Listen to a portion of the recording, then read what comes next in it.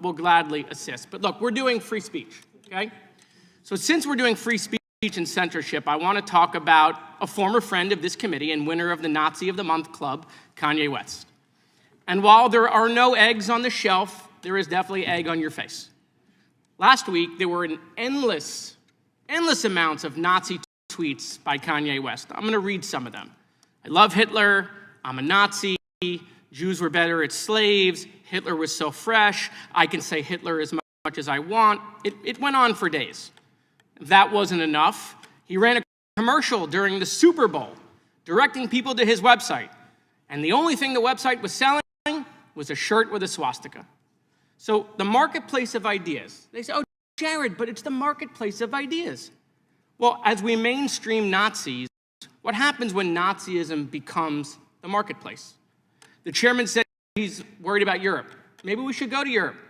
While we're there, maybe we should go to Auschwitz to see what happens when you mainstream Nazis. Mr. Schellenberger would say, but Jared, free speech is absolute. Don't be a censor. But actually, Kanye accidentally disproved that idea. He proved that free speech is not absolute. You see, what happened was he started posting porn on X.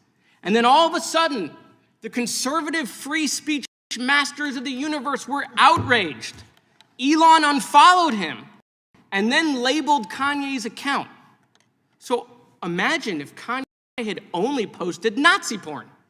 Well, Mr. Schellenberger and other conservatives would be saying, well, the Nazi part is okay, as long as they keep their clothes on. So remember, if you're a Nazi, just keep your SS uniform on. Don't take it off, because that's when we're going to get to censorship. And so, look, this is a hearing about free speech. My colleague from Texas said nobody blamed Biden for the cost of eggs, and he has every right to say it because it's free speech. But that is total bullshit, okay? Look, all of my colleagues were blaming Biden from eggs. Former President Trump blamed him on October 26th before the election, blaming him for the price of eggs.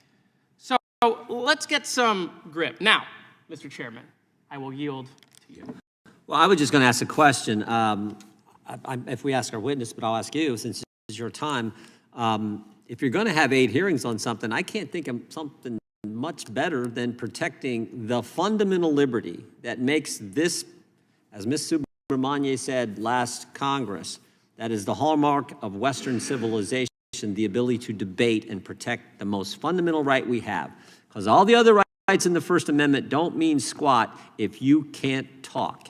And that's what we're defending. So we should have maybe had 9 or 10 hearings, because the First Amendment and free speech is so darn important. And I would just maybe ask Mr. Schellenberger, Mr. Tymon, you think we could have more hearings on something this important?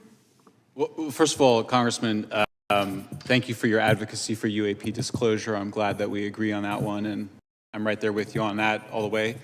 I'm with the Supreme Court on this issue of Nazism, aren't you? I mean, do you disagree with the Brandenburg decision?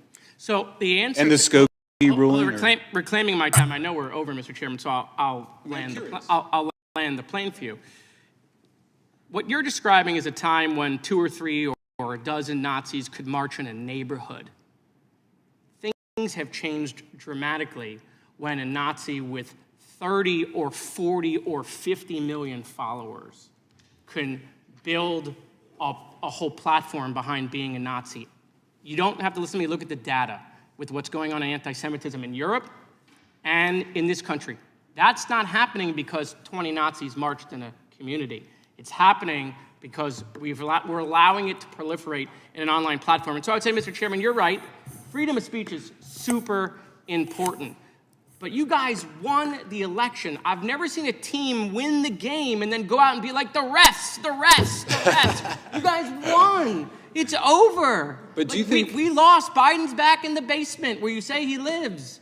We're good. But Congressman, do you really think that the founders meant for a new media technology like radio or telegraphs to change the First Amendment? I mean, did they write the First Amendment and say, well, but if a future technology comes along, like the telegraph or the television, the radio, then we're going to go ahead and get rid of the First Amendment? Well, no, we're not getting rid of But it. why Time of change the it? gentleman has expired. We got others. Looking forward to more talks later. Yeah.